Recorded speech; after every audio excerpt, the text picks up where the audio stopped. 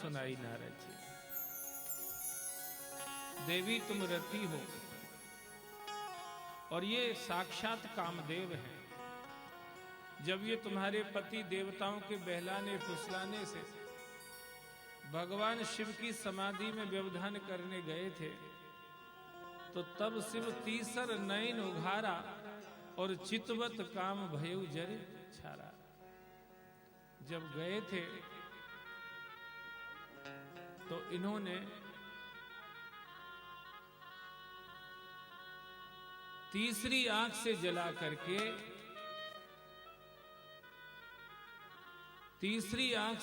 करके राख कर दिया था।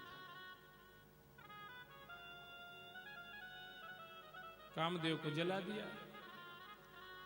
सती जी रोती रोती गई और क्षमा करना, रति जी रोती रोती गई।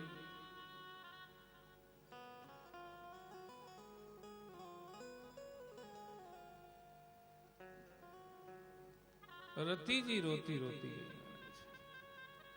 शंकर भगवान ने देखा कि रति बहुत दुखी हो रही है, तो कहा देवी थोड़ा समय तो तुम्हें निकालना पड़ेगा, पर द्वापर के अंत में भगवान का अवतार होगा और उस समय तुम्हारा पति उनका पुत्र बनेगा और फिर तुमको मिल जाएगा। वही रति यहां आके मायावती बनी। यद्यपि वो स्वयं तो भूल गई थी, पर नारद जी ऐसे संत हैं जिनको तीनों कालों का ज्ञान रहता है। त्रिकालज्ञ सर्वज्ञ तुम, गति सर्वत्र तुम्हार, कहो सुता के दोष गुण मुनिवर हृदय विचार। जब हिमाचल के यहाँ गए थे नारद जी, तो उन्होंने पार्वती के लक्षण पूछते समय नारद जी की इस तरह से प्रशंसा करी थी। तो वही नारद हैं और ये सच्चाई भी यही है। सब लोग जयराम जी की बोलो। जीव की ये स्थिति है, जीव माया के जगत में आके भगवान को भूल जाता है। याद कौन दिलाएगा? संत ही याद दिलाते हैं। हम सब जीवों की स्थिति यही है।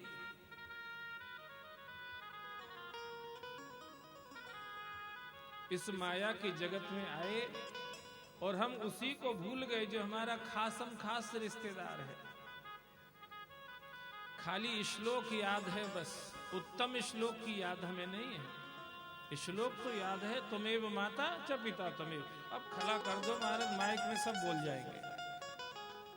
श्लोक तो याद है, पर वो श्लोक जिस उत्तम श्लोक के लिए हमें कह रहा है उसकी याद नहीं आती है।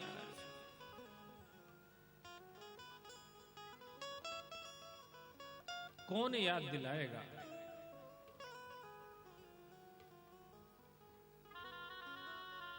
अरे सद्गुरु ने मुझको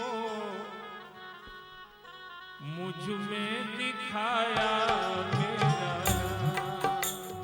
गुरुदेव मुझको मुझ में दिखाया मेरा राम। ओ ज्ञानी गुरु ने मुझको मुझ में दिखाया मेरा राम। ज्ञानी गुरुदेव मुझको मुझ में दिखाया मेरा राम। ओ मेरे बन गए बिगड़े सारे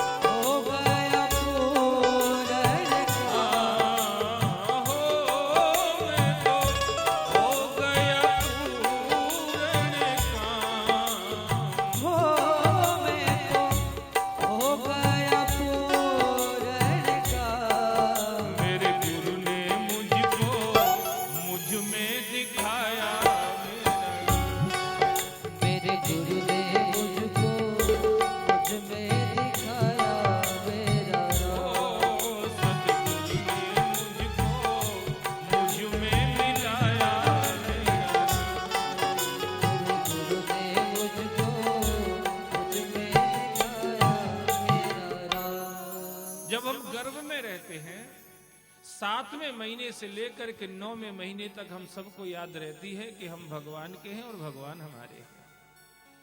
सबको याद रहती है महाराज। जितने हम बैठे हैं, चाहे भले ही आज भगवान को गाली दे रहे हो, चाहे आज भले ही नास्तिक बन गए हो,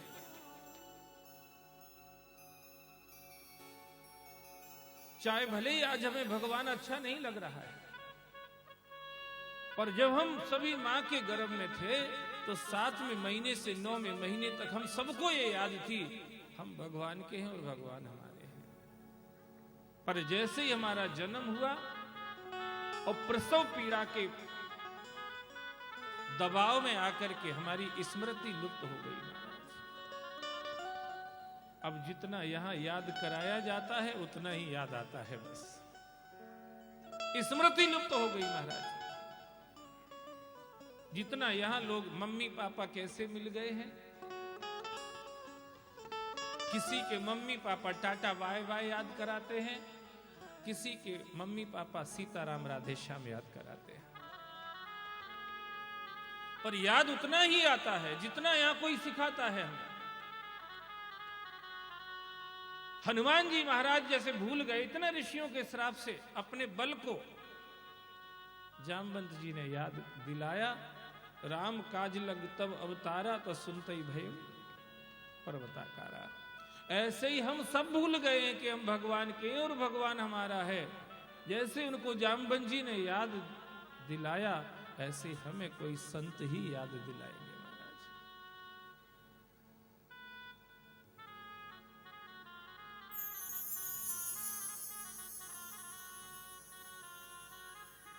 हम भूल गए हैं। वातावरण भी मिल रहा तो ऐसा मिल रहा जिसमें ऐसी बात कहने वाला कोई नहीं मिल रहा है। इसलिए जो जो बताते जा रहे हैं हम उसको देखते जा रहे, सीखते जा रहे, समझते जा रहे, स्वीकार करते जा रहे हैं। मैं तो कई बार ये कहता हूं कि सत्संग ना मिले भैया तो कुसंग में मत बैठो, भले ही चद्दर तान के सो जाओ अगर कुछ नहीं बन रहा तुमसे। कुसंग में मत बैठो। सत्संग न मिले तो बहुत बड़ा नुकसान तब तक नहीं होगा जब तक आप कुसंग में जाके नहीं बैठेंगे।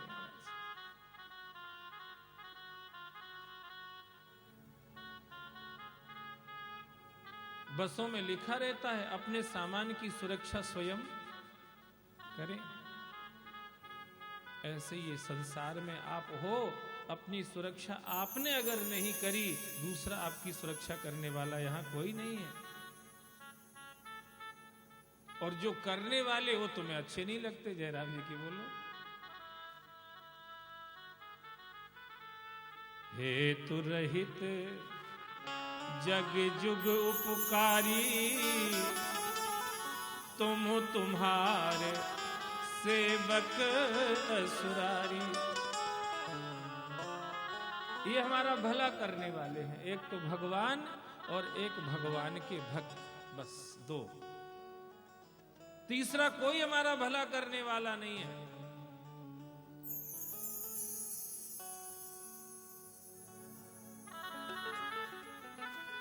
जैसे तुम बस में बैठे रहते हो, किसी से भी बात करते हो, सब कुछ करते हो, उठना बैठना उतरना चढ़ना बीच बीच में सब कुछ करते हो, पर तुम्हारा ध्यान तुम्हारे सामान से हटता नहीं है।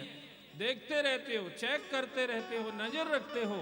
ऐसे ही संसार में भी कुछ करना पड़ेगा, आना भी पड़ेगा, जाना भी पड़ेगा, मिलना भी पड़ेगा, जुलना भी पड़ेगा, सब कुछ करना पड़ेगा, देना भी पड़ेगा, लेना भी पड़ेगा, सब कुछ करना पड़ेगा।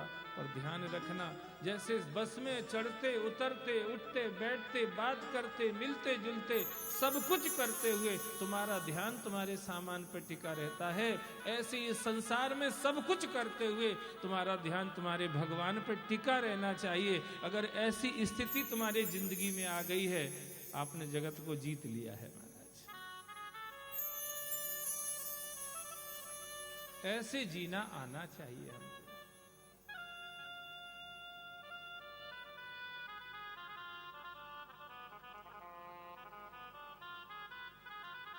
नहीं आता है तो सत्संग में बैठिए। ये मेले इसी के लिए हैं, ये मेले मिलने के लिए हैं, ये मेले माल के लिए नहीं है। ये ध्यान रखना आप हमेशा। जहां माल आगे आ जाएगा वहां मिलने का काम पीछे चला जाएगा। ये मेले माल के लिए बिल्कुल भी नहीं है, ये मेले मिलने के लिए है बस।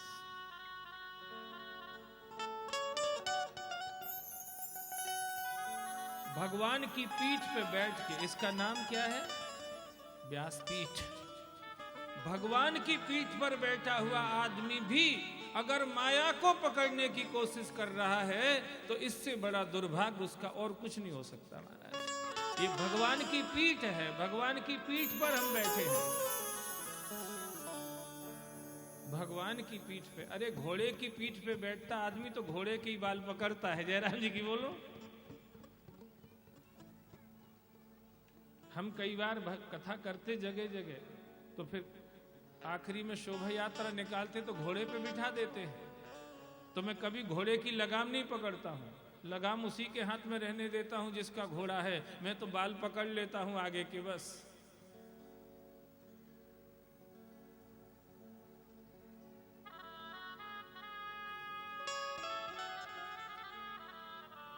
ये व्यासपीठ है महाराज,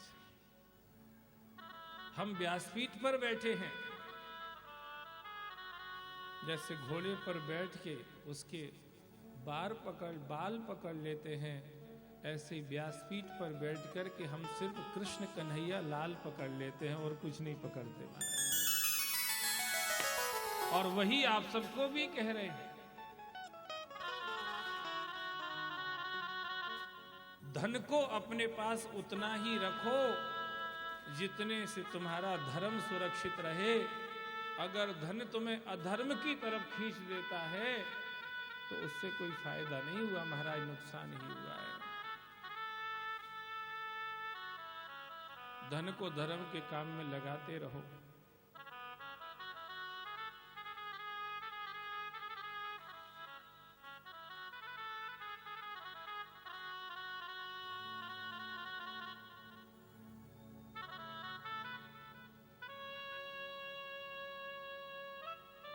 किशुपुरा कोई छोटा गांव नहीं है, बड़ा गांव है। और किशुपुरा में भगवान की कृपा से कई परिवार ऐसे हैं जिनके पास कोई कमी नहीं है। सबकी भी नहीं कह रहा हूं,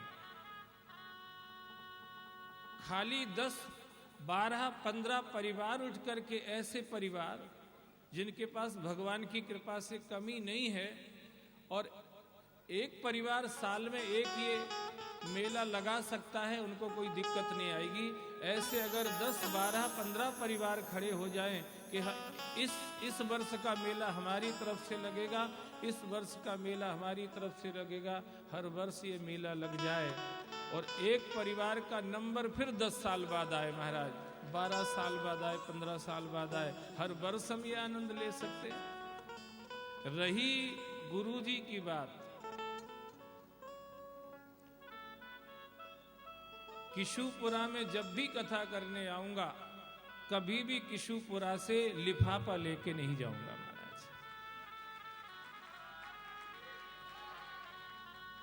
मुझे चाहिए भी नहीं है।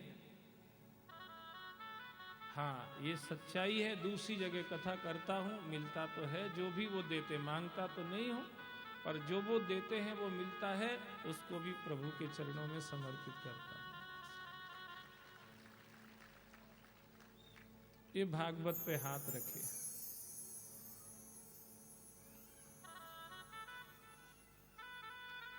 मुझे बिल्कुल साफ दिखता है, ये भगवान की पीठ है। इस पर बैठ के उनके पांव पकड़ लो, उनको पकड़ लो, वो सब शोभा देता है। इस पे बैठ के कुछ और पकड़ो, वो कहीं से भी अच्छा नहीं लगता है महाराज, कहीं से भी अच्छा नहीं लगता है।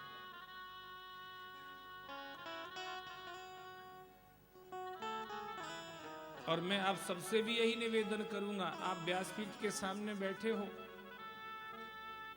रोटी आपको खाने को मिल गई है, आधा पेट भी मिल जाए तो बहुत है महाराज। रोटी आपको खाने को मिल गई है, आधा पेट, और आधा शरीर ढकने के लिए आपको कपड़े मिल गए हैं। अब आपको किसी तरह से भी बेईमानी करने की जरूरत नहीं है महाराज, इतना पर्याप्त है जीने के लिए। आपको भी कह रहा हूं, भजन तभी होगा, धर्म तभी सदेगा, धर्म तभी सदेगा महाराज।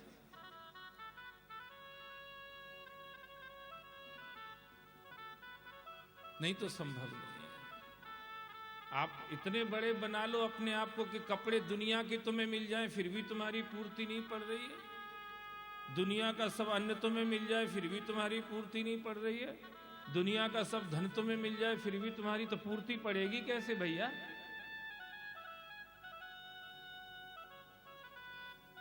धर्म को कमाना है तो ये समझना पड़ेगा, आधे पेट रोटी आधा शरीर कपड़ा अगर मिल जाए, इट इज टू मच, ये बहुत ज्यादा है महाराज।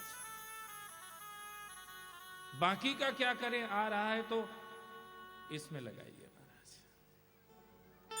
पानी बाढ़े नाव में और घर में बाढ़े दाम, तो दोनों हाथ उलीचिए। हम ऐसा नहीं कहते, हम ये कहते अच्छे काम लगाइए, यही सयानों का। उलीचिए कह दो तो समझ में नहीं आता लोगों को। गंगा की जगह नाले में ना उलीच दें, जयराम जी की बोलो। उलीचने का मतलब अच्छे काम लगाइए। दोनों हाथ उलीचिए कह दें तो पता नहीं किधर ना उलीच दें भैया।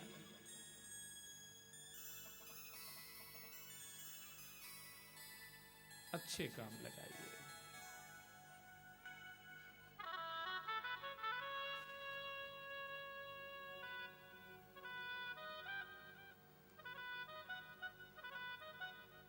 तो नारद जी ने बताया कि ये तुम्हारे पति हैं। अब प्रद्युम्न इंसान नहीं है, ध्यान रखना। भागवत कह रही है कि वो भगवान है। नमः वासुदेवाय नमस्ते शंकर्षणाय च प्रद्युम्नाय अनिरुद्धाय सात्वतां पतये नमः। ये चारों ही भगवान हैं, वासुदेव, संकर्षण, प्रद्युम्न और अनिरुद्ध। ये चारों ही भगवान हैं।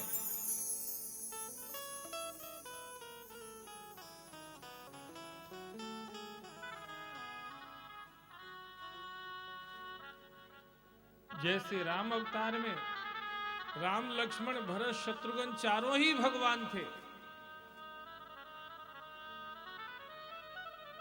सीता जी को सपना आया, लक्ष्मण जी थोड़े उद्वेलित हुए चित्रकूट में। राम जी ने समझाया था लक्ष्मण जी को, भरतय होय न राजमद, विधि हरिहर पद पाए, कबहू की कांजी सीकरन क्षीर सिंधु बिनसाए।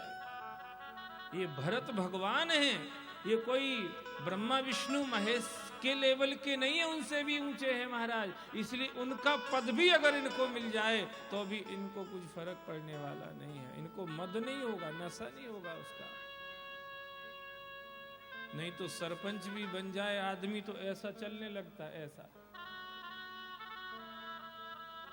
पहले ऐसा चलता था, अब ऐसा चलने लगता।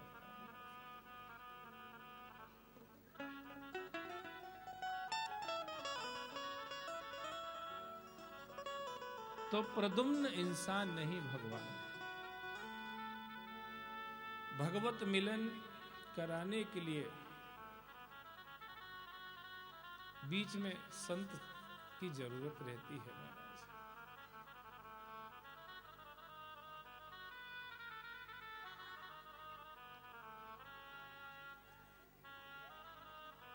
भगति तात अनुपम सुख मूला, मिलहे जो संत होए अनुकूला। मिलहे जो संत होए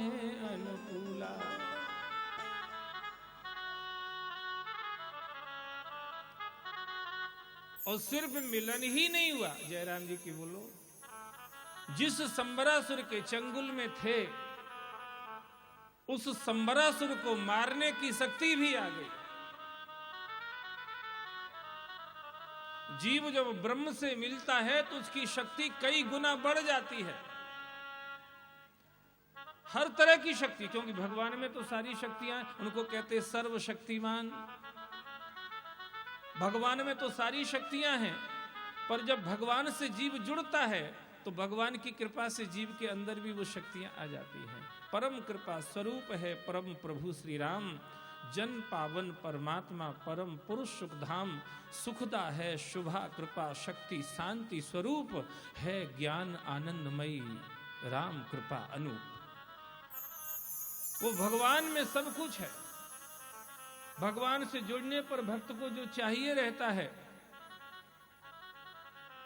वो सब भगवान कृपा करके देते हैं महाराज। ज्ञान चाहिए, ज्ञान भी वही देते हैं।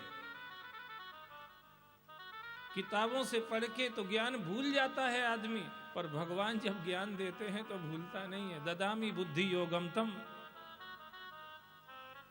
उस ज्ञान को भूलता नहीं है।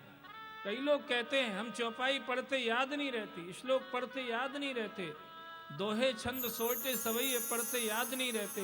अरे भैया, सिर्फ ज्ञानी बनने के लिए पढ़ोगे तो कुछ भी याद नहीं रहेगा। भक्त बन जाओ, जो पढ़ा नहीं होगा वो भी याद आ जाएगा। बोलो भागवत भगवान की। भक्त बनिए महाराज, वो देगा आपको।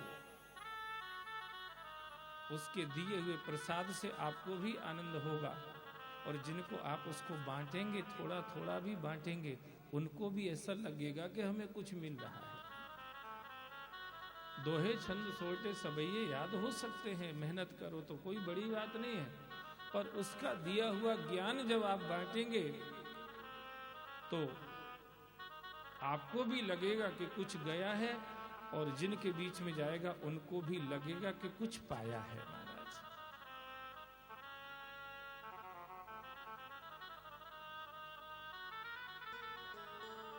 शंबरासुर का वध कर दिया।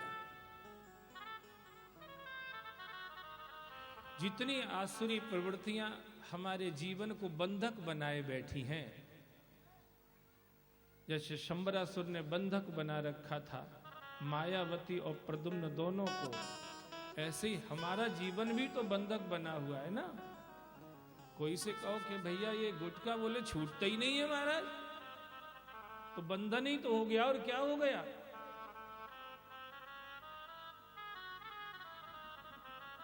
मैं आपको एक इलाज बताता हूं जयराम जी के लिए। अगर किसी के मन में हो कि हम ये व्यसन छोड़ना चाहते हैं पर हमारे छूटते नहीं हैं, हम आपको एक इलाज बताते हैं। अदरक का टुकड़ा, अदरक का टुकड़ा छोटा सा,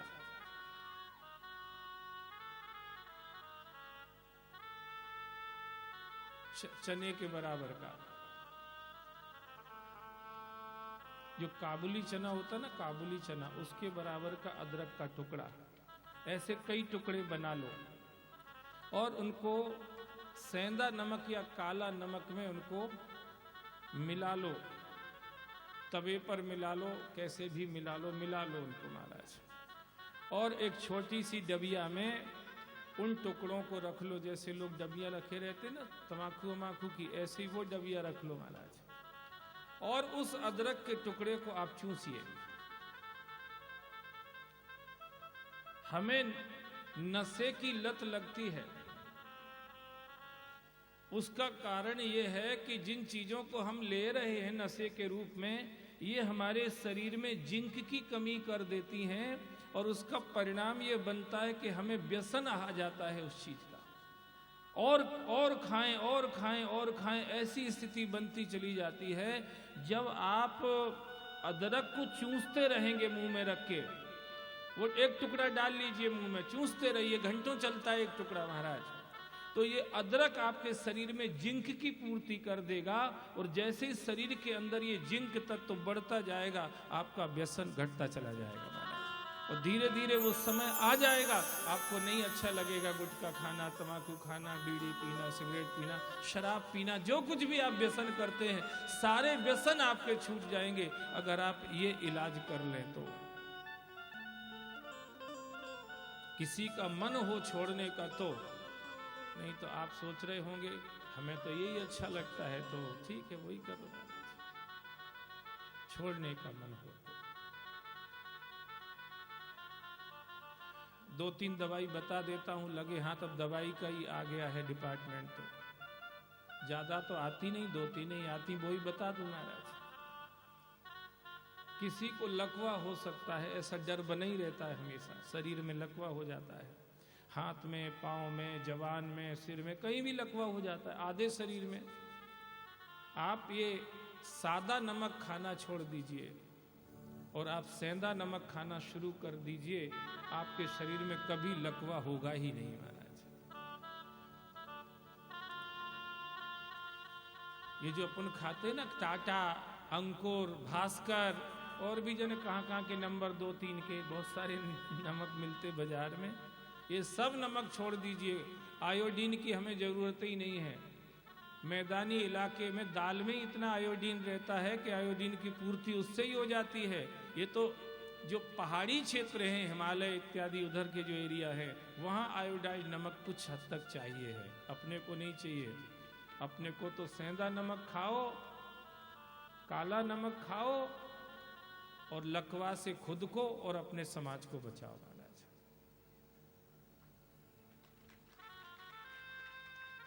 एकादशी के दिन तो खाते ही हो। तुम सोच रहे होगे महंगा पड़ेगा, लकवा होने पर वो इलाज इतना महंगा पड़ता है कि जिंदगी भर में उतना नमक नहीं खा पाओगे तुम, और स्वस्थ भी बने रहोगे, झंझट भी कट जाएंगी। तो आज से सब लोग सेंधा नमक शुरू कर दो और रोज खाओ महाराज। ये वाला नमक बंद। कोई दुकान वाला बैठा तो नहीं तो गुस्सा हो जाए कि हमने तो इतना रख लिया इकट्ठा लाके, तुम कहाँ की कथा कह रहे हो। तो क्या वो तो रिटर्न भी हो जाता है सामान, इसको वापस दे आना, ये वाला ले आना, बिक्री थोड़ी ही घटेगी, आइटम चेंज हो जाएगा बस। अभी तक लोग सादा नमक खरीदते थे, अब सेंधा खरीदने लग जाएंगे।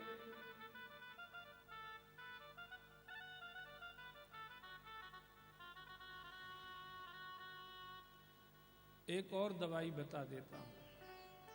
सर्प काट लेता है कई बार और मृत्यु हो जाती है। होम्योपैथी की एक दवाई आती है जिसका नाम है नाजा 200, नाजा 200।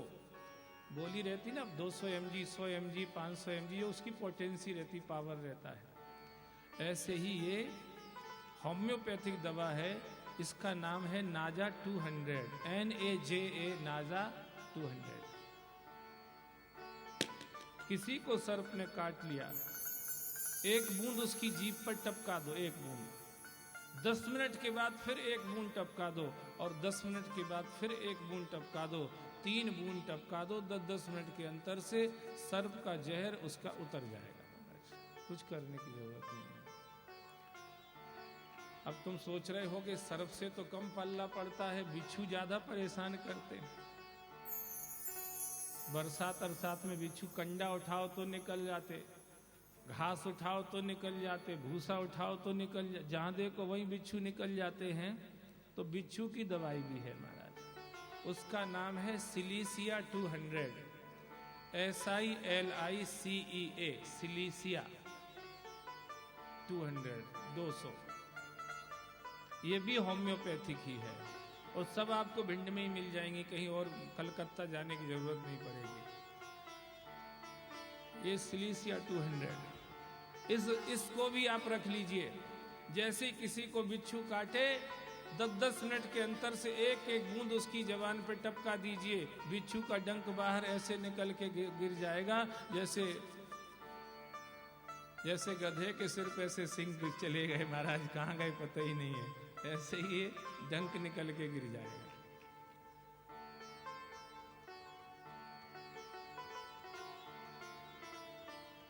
एक दवाई और बता देता हूं, फिर आगे बढ़ूंगा। किसी को कुत्ते ने काट लिया,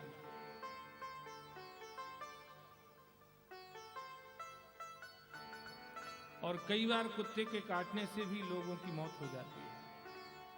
कभी पागल कुत्ता हो, जहरीला विषैला कुछ हो तो ऐसा। उसके लिए भी एक होम्योपैथी दवा है, उसका नाम है हाइड्रोफोबिनम। हाइड्रोफोबिनम।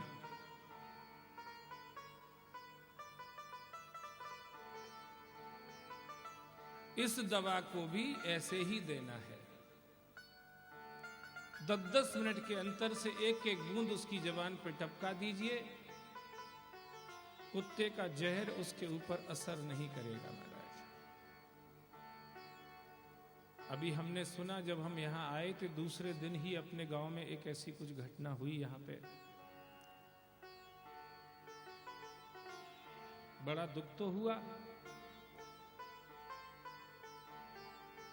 पर हमें यह भी सुनने में आया कि नांगर जी की कथा हुई थी एक बार, तब भी ऐसा हो गया था। अब कथा हुई फिर ऐसा हो गया। तो ये कथा की वजह से नहीं होता है क्या? बाकी टाइम होता ही नहीं है कभी ऐसा क्या? अरे कथा किसी को मारती है क्या? कथा मारने के लिए है क्या? अरे कथा तो मर जाते उनको तार देती है, तो मारेगी काहे से भैया? जो मर गए उनको तार देती है ये तो मारेगी कैसे किसी को? और एक चीज याद रखो, हमारी मृत्यु की तारीख पहले से फिक्स है। सुनहु भरत भाभी प्रबल, बिलख कहु मुनिनाथ, हानि लाभ जीवन मरण जस अपजस विधि। तो हमारी कथा की तारीख तो बाद में फिक्स है, हुई है, और मरने की तारीख तो पहले से फिक्स है। तो कथा की वजह से ऐसा होता है, ये कमजोरी कभी अपने दिमाग में मत लाइए। ये तो उस जीव का कोई पुण्य रहा होगा, जाने का समय तो उसका निश्चित था, पर कथा का वातावरण उसको मिल गया। निश्चित रूप से दुर्गति की जगह उसकी सदगति ही होगी महाराज। चैतन्य महाप्रभु एक जगह कीर्तन कर रहे थे। एक घर में कोई भक्त थे, बुलाया उनने, महाराज हमारे आज भजन कीर्तन हो जान दो। एक घर में भजन कीर्तन कर रहे, और जिसके घर में भजन कीर्तन हो रहा उसी का बच्चा मर गया, जवान बच्चा मर गया। पर ऐसा पक्का भक्त था वो कि उसने पता ही नहीं चलने दिया जब तक भजन होता रहा कि हमारे घर में ऐसी घटना घट गई है। भजन कीर्तन जब बंद हुआ तब किसी ने महाप्रभु को कहा कि इसके घर में ऐसा हो गया है। महाप्रभु तो महाप्रभु थे महाराज, कृष्ण के अवतार कल अपन ने थोड़ी सी चर्चा करी थी। उन्होंने उस जीवात्मा को आवाहन किया, और उस जीवात्मा ने आके ये कहा कि महाराज हमारा जाना तो आज पक्का ही था, पर ये सौभाग्य हमें मिल गया जो आप यहां भजन कीर्तन कर रहे थे। अगर ये भजन ना हो रहा होता तो मेरी दुर्गति होनी थी, पर इस भजन के प्रताप से मैं ऊपर चला गया। ये इसलिए उनने ये नहीं कहा कि मैं इसको जिंदा कर देता हूं, ये नहीं कहा, पर ये बताया संसार को कि जहां भजन कीर्तन का वातावरण है, जहां आवाहत स्थापित देवता विराजमान है, भागवत जहां विराजमान है महाराज। यत्र यत्र भवेत पुण्यम शास्त्रम भागवतम कलौ, भगवान कह रहे तत्र तत्र सदैवामी भवामी त्रिदशई सहा, तत्र सर्वाणी तीर्थानी नदी नद सरांशा, यज्ञ सप्तपुरी नित्या पुण्या सर्वे स्वचया। ये भगवान कह रहे हैं जहां जहां मेरी कथा होती है वहां वहां मैं अकेला नहीं, अपने पूरी भक्त मंडली के साथ जाता हूं। भगवान कह रहे हैं भवामी त्रिदशैशः तत्र सर्वाणी तीर्थानी। कितने तीर्थ हैं गिने तो हमने भी नहीं है, और संतों से सुना है जितने अपने शरीर में रोए हैं इतने ही तीर्थ हैं महाराज। अपने शरीर में रोए कितने हैं? 3.5 करोड़। साढ़े गिनने मत लगना, अभी कथा ही सुनते रहना, नहीं तो तुम सोचो दूसरे ही काम निपटा लेते हैं। तो हमने बता दिया, अब काहे को मेहनत कर रहे हो? 3.5 करोड़ रोए हैं अपने शरीर में, इतने ही तीर्थ हैं, क्या कर लोगे दर्शन तुम? कुछ तो दिखते हैं, कुछ दिखते ही नहीं है। कुछ आकाश में है, कुछ पाताल में भी है। आकाशे तारकमलिंग पाताले हाटकेश्वरम मृत्युलोके महाकालम लिंगस्त्रय नमोस्तुते। तो कुछ तो महाकाल तो दिख जाएंगे, पर वो तारक महाराज कहां से दिखेंगे? हालांकि हमारे साथ तो रहते हैं।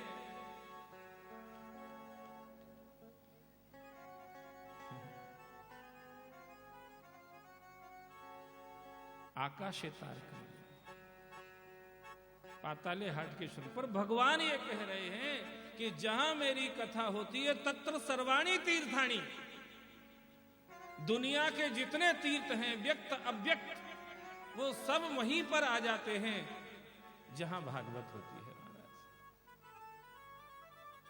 मतलब ये हो गया इसका, जयराम जी की बोलो, सब तीर्थों में जाने से जो फल प्राप्त होगा, अगर पहुंच पाए तो वही फल तुम्हें भागवत में बैठने से मिल जाएगा।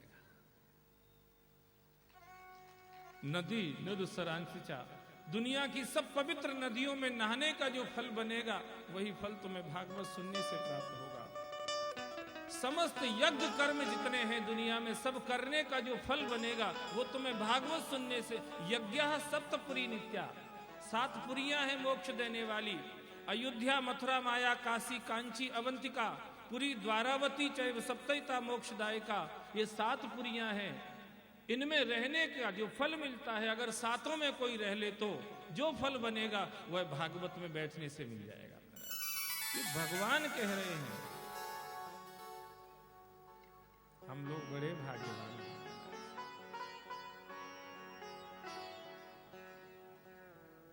भगवान की कथा का जिसको नशा चढ़ गया है, उससे ज्यादा भाग्यवान इस समय दुनिया में कोई नहीं है, क्योंकि कलयुग केवल हरि गुण गाहा। पास तो बहुत लोग होते हैं, पर मेरिट लिस्ट वाले कम ही होते हैं। जयराम जी की बोलो, भगवान के यहां जब लाइन बनेगी भक्तों की, तो मेरिट लिस्ट में यही रहेंगे जो कथा के पंडाल में बैठते हैं। केवल हरि गुण गाहा, बस ये मेरिट वाले हैं सब। ये है मेरिट वाले, बाकी तो भगवान मालिक है। कलयुग ने सब सत्कर्म सील दिए हैं, हमारा सील कर दिए हैं। यही कलिकाल न साधन दूजा, शुण्वाम तब हितो वाले, युगो अयम दारुणः कली, तैन लुप्तः सदाचारो, योग मार्ग तपांसिचा। ये भागवत कह रही है। नारद जी कह रहे, भक्ति देवी मैं तुमको बता रहा हूं, युगो अयम दारुणः कली, ये कलयुग बड़ा खतरनाक है। आदमी से हाथ जोड़ के कहो कि भैया इधर जाओ भला हो जाएगा, तो वो इधर जाए। हाँ, हम तुमसे ज्यादा जानते हैं, चलो इधर जाएगा। हाथ जोड़ के कहो इधर चलो भैया, इधर अच्छा है। हाँ, मैं ज्यादा जानता हूं, मैं तो इधर जाऊंगा। यही तो हो रहा है। कब शिविर लगा इस किशुपुरा में गुटखा तमाकू का? लगा कभी शिविर आज तक?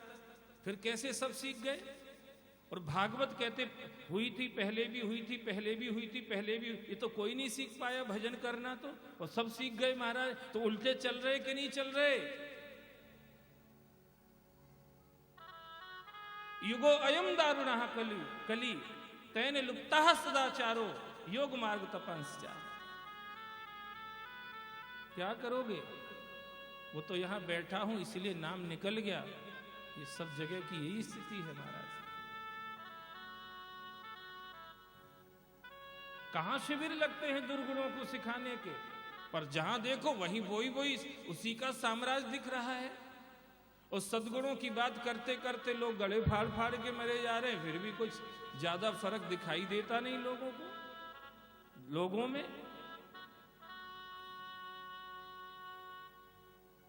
इसलिए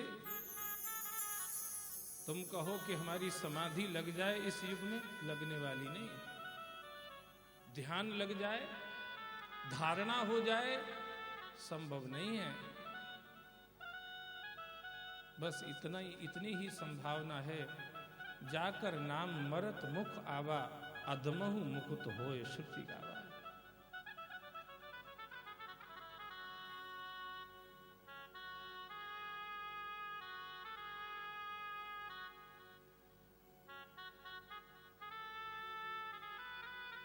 भैया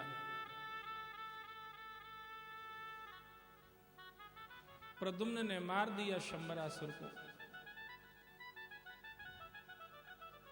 जब जीवन भगवान से जुड़ जाता है तब जीव के अंदर वो ताकत आ जाती है कि वो दुर्गुणों को पराजित कर सकता है।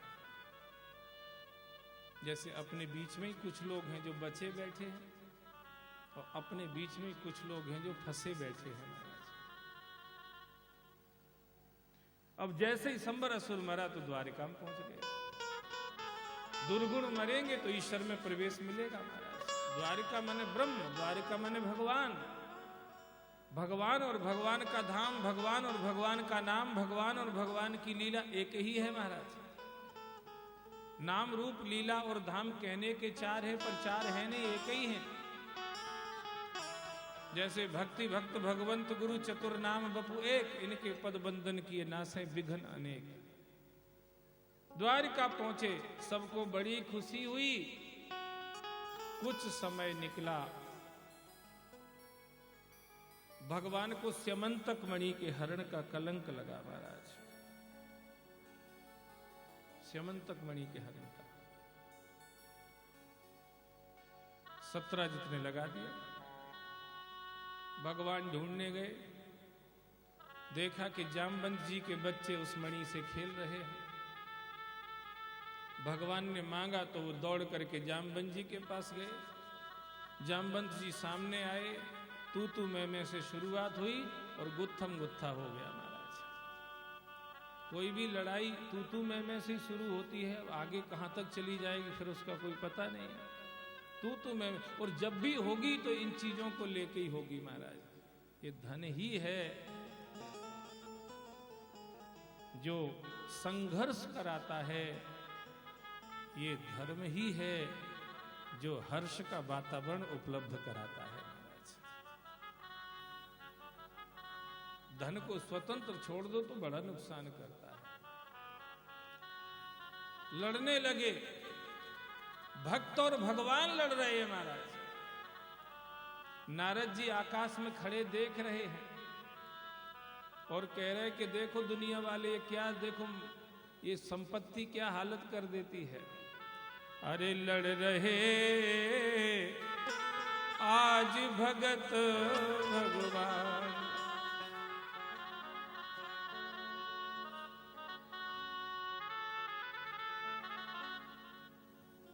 वीर बड़े बल के हैं दोनों, करें युद्ध घमासान। दोनों बड़े वीर हैं मां। जामवंत जी भी कोई कम नहीं है, सतयुग के ही है महाराज। भगवान तो भगवान है ही। लड़ते लड़ते 27 दिन हो गए।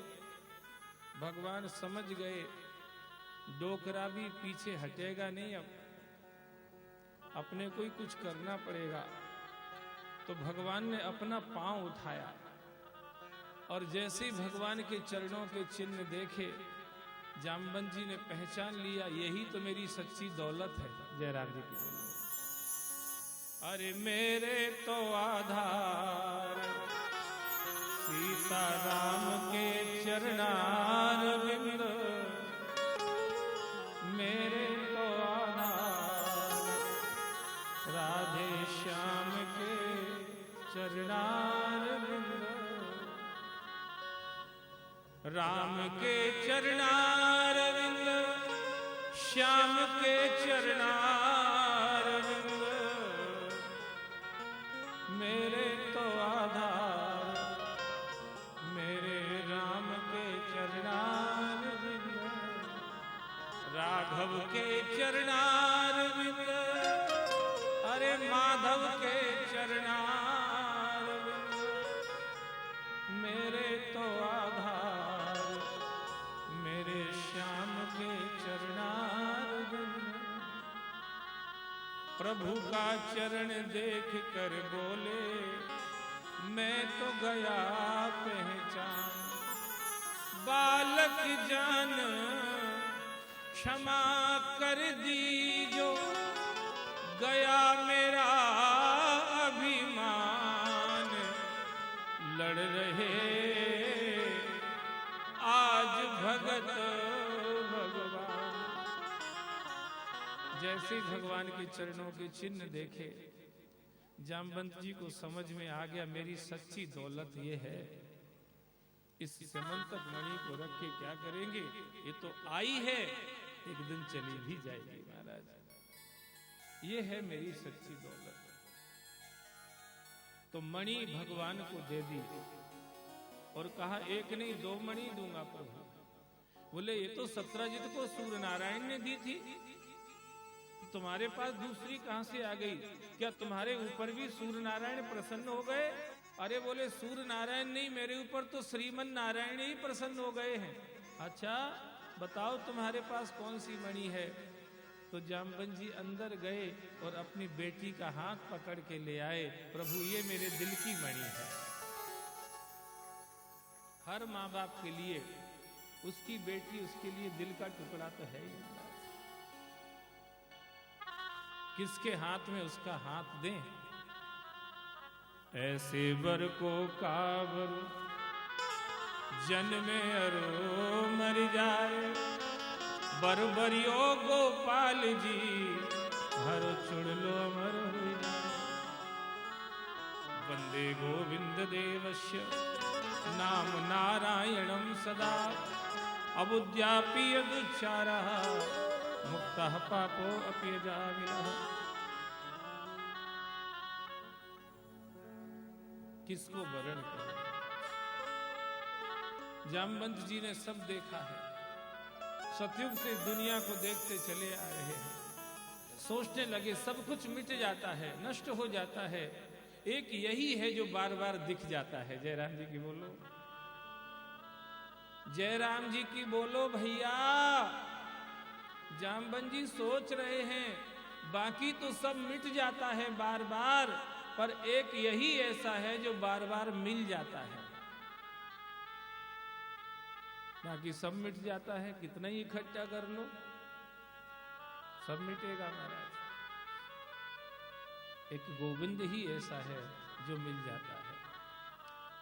पिछले जन्म में हमारे कौन माँ थे कौन पिता थे पता नहीं है, अब कौन पत्नी थी कौन पति था, कौन बेटे थे, क्या जाति थी, कौन सा गांव था, कहाँ घर था, कुछ पता नहीं है। पर पिछले जन्म में भी हमने भगवान की कथा सुनी होगी, इस जन्म में भी सुन रहे हैं। पिछले जन्म में भी भगवान हमारे थे, इस जन्म में भी भगवान हमारे हैं। पिछले जन्म के मम्मी पापा पत्नी पति बेटा बेटी कहाँ चले गए कुछ पता नहीं है, तो है कौन फिर? इस बात को समझने में क्या कठिनाई हो सकती है भाई? पिछले जन्म में भी कोई ना कोई तो रहा होगा अपना, पर आज है क्या वो? पर ऐसे हम जब भी कथा सुनने जाते होंगे, जब भी सत्संग में जाते होंगे, उस समय भी हमें ये लगता होगा कि भगवान हमारे हैं। आज भी जिनके बीच में हमारा जन्म हुआ रह रहे हैं जो भी है, पर आज भी कथा में सुनते तो लगता भगवान हमारा है। जिनके बीच में आज तुम हो ये सब छूट जाएंगे। 100 साल के बाद जितने लोग दिख रहे ना इस समय कैमरे में कैद हो रहे हैं, एक भी नहीं होगा दुनिया में, एक भी नहीं होगा महाराज। पर आपका जन्म जब होगा आपको गोविंद की कथा, राम की कथा, भगवान की कथा ऐसी सुनने को मिलेगी। तो बाकी तो सब मिट जाता है, एक ये नारायण ही ऐसा है जो बार बार मिल जाता है।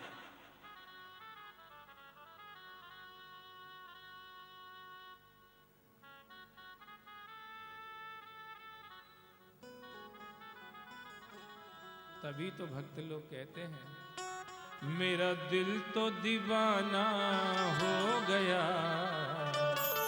मुरली वाले थे। ओ मेरा दिल तो दीवाना हो गया मुरली वाले तेरा। मेरा दिल तो दीवाना हो गया मुरली वाले तेरा। ओ मेरा दिल तो दीवाना हो गया मुरली वाले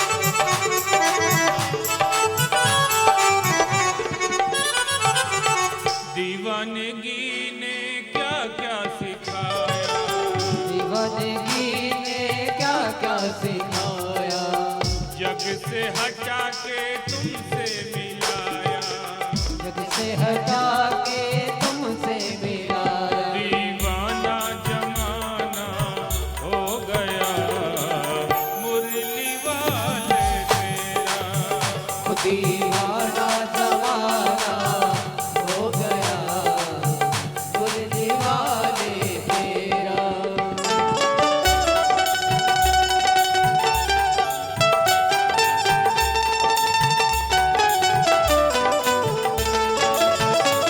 बोलिए मुरली वाले श्याम की।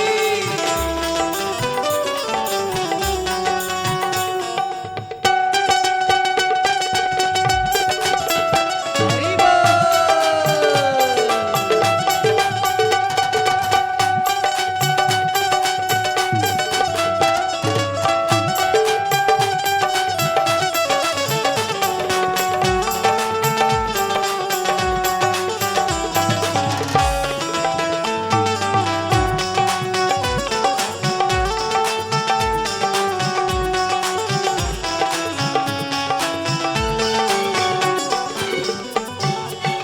प्राणों के प्यारे कहाँ छुप गए, प्राणों के प्यारे कहाँ छुप गए हो, नैनों के तारे कहाँ छुप गए हो, नैनों के तारे कहाँ छुप गए हो। अब तेरा इशारा हो गया मुरली वाले तेरा, ओ अब तेरा इशारा हो गया मुरली वाले तेरा।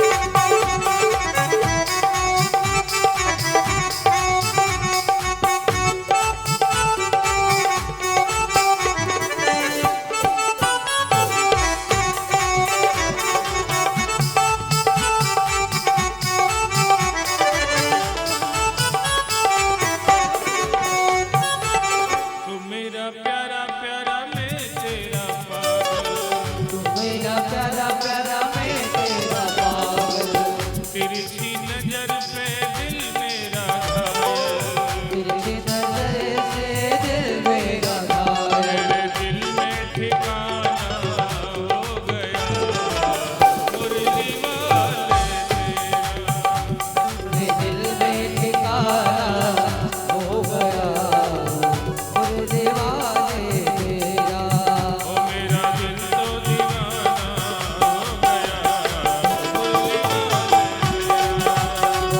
दीवाना हो गया मुरली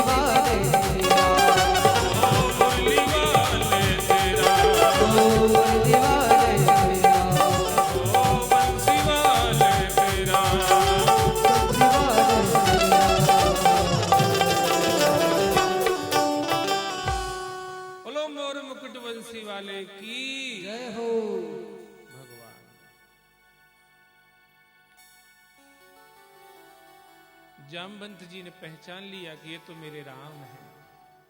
भगवान ने कहा, ये बताओ लड़ाई से मन भरा के नहीं? क्योंकि राम अवतार में तुम्हारे मन में ही रह गई थी। लंका पर विजय प्राप्त करके भगवान ने इमरजेंसी मीटिंग बुला के सबको पूछा कि लड़ाई से सबका मन भरा कि नहीं भरा। सबने हाथ जोड़ के कह दिया, ऐसा भर गया कि जिंदगी में कभी नाम ही नहीं लूंगा अब लड़ने का। जामवंत जी से पूछा तो उन्होंने कहा, हमें तो कोई मजा वजा आया ही नहीं। क्यों नहीं आया? अरे बोले, सामने ही नहीं कोई आया तो लड़ाई का मजा कहां से आता। एक दिन रावण का बच्चा आया था मेघनाथ, मैंने पांव पकड़ के जो घुमा के लंका पे फेंका, कोई आया ही नहीं मेरे सामने। भगवान ने कहा था, जामवंत जी चलो कोई बात नहीं, इस अवतार का लड़ाई का चैप्टर तो अब क्लोज हो गया, लड़ाई का काम तो पूरा हो गया। अब जब मैं कृष्ण बन के आऊंगा तब एक बार तुम्हारी हड्डी पसली जरूर सही कर दूंगा। इसलिए भगवान धुनाई कर रहे थे जामवन जी की,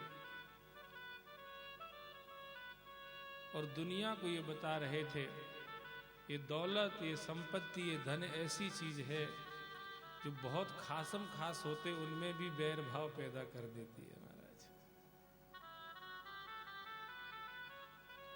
आज जितने लड़ाई झगड़े हैं काहे के लिए? संपत्ति, दौलत, भाई भाई दुश्मन, क्यों? ये लड़ाने वाली चीज है महाराज। कैसे इसकी निवृत्ति हो? जब तक भगवान के चरण रूपी संपत्ति जीव को प्राप्त ना हो तब तक वो इस संपत्ति के लिए लड़ता रहता है महाराज।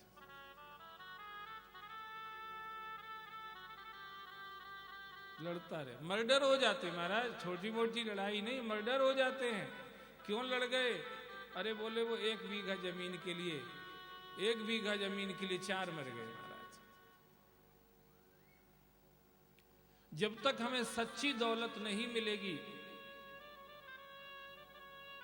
विपदो नैव विपदा संपदो नैव संपदा विपत्ति विस्मरणम विष्णु संपत्ति नारायण स्मृति। कबीरा इस संसार में धनवंता नहीं कोई, धनवंता सोई जानिए जाके राम नाम धन पायो जी मैंने राम रतन धन पायो। ये भजन हमने एक दिन आपको सुनाया था। जब तक सच्ची दौलत ना मिले तब तक उस दौलत के लिए जो एक दिन अपने हाथ से भी निकल जाएगी, अपन दूसरे को मार देते हैं। जयराम जी की बोलो, आप बताइए अगर 1 बीघा 2 बीघा 10 बीघा 50 बीघा भी हो, अगर आपने उसको हत्या भी लिया तो कितने दिन हाथ में रहेगी? बताओ ना। अरब खरब द्रव्य है और उदय अस्तलों राज, तुलसी जो निज मरण है तो आबे के ही काज।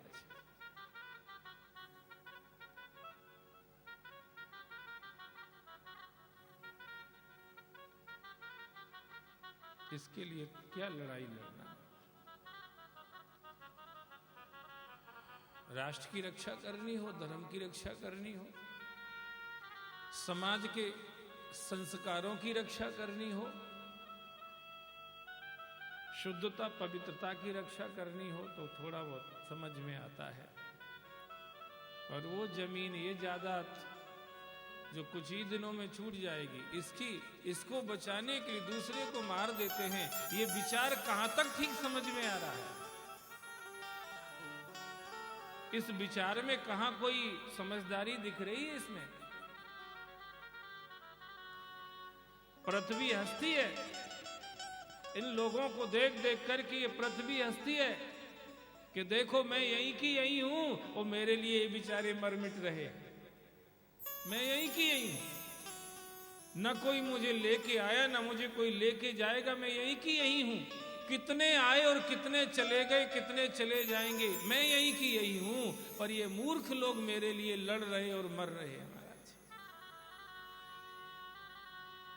अभी हमें बहुत अच्छा लगा, हमारे आदरणीय श्रीमान रणवीर सिंह जी भदौरिया साहब अभी हमारे पास मिलने आए थे और उन्होंने कहा कि मैं 2 बीघा जमीन और 5 लाख रुपए अस्पताल निर्माण के लिए देना चाहता हूं।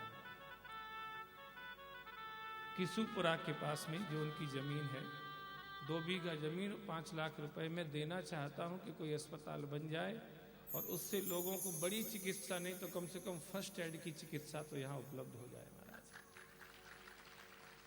वो यहाँ पर विराजमान है, मैं रोज देखता हूँ, कथा सुनते हैं बड़े ध्यान से। आप रोज सुन रहे हैं बैठे बैठे।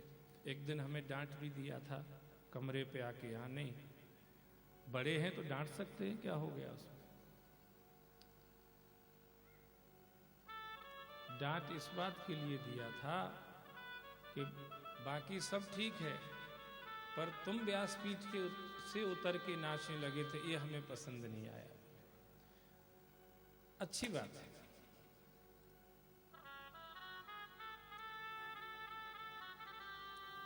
अच्छी बात कही उन्होंने, उनके हिसाब से बिल्कुल अच्छी सही बात है, मैंने स्वीकार किया उसको। पर और अगर गहराई में जाके देखेंगे तो मैंने हाथ जोड़ के उनसे यही निवेदन किया कि प्रबल प्रेम के पाले पड़कर प्रभु को नियम बदलते देखा। खुद का मान भले टल जाए पर भक्त का मान न। तो मैं अपने नृत्य या डांस को दिखाने के लिए नहीं, मुझे तो आता वाता भी नहीं है। हमारी आदरणीय भाभी जी ने मुझे आदेश किया, जिनकी तपस्या साधना और पवित्रता से हम लोग ये अमृत पी रहे हैं, उन्होंने आदेश किया। तो मैं तो छोटा हूं उनके सामने, अब ये कुछ भी बोल दें मुझे मानना पड़ता है, क्योंकि उनके बोलने में भी मुझे कहीं कुछ दुर्गंध नहीं सुगंध समझ में आती है। ये ऐसा दाम्पत्य जीवन एक है, यहाँ पे ऐसे दंपति ये बैठे हुए हैं, हमारे आदरणीय भाई साहब और हमारी आदरणीय भाभी जी।